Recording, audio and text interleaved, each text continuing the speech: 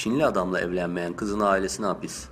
Doğu Türkistan'ın Artuş şehrinde bir Çinli şahıs Uygur kızla evlenmek ister. Kızın ailesi bu teklifi reddetmesi üzerine Çinli adam Uygur kızın ailesini polise şikayet ettiği ve neticede aile ve akrabalarının tutuklandığı bildirildi.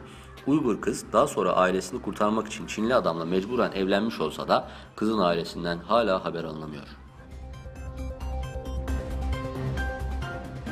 19. Çin Komünist Partisi Kongresi başladığı günden itibaren Doğu Türkistan'daki baskıların arttığı ve bazı bölgelerde Uygurlara izin kartı olmadan başka mahallelere çıkma yasağının olduğu bildirildi.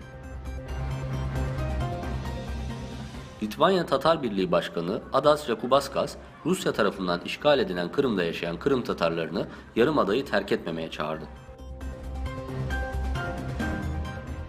Özbekistan'dan Türk vatandaşlarına vize kolaylığı.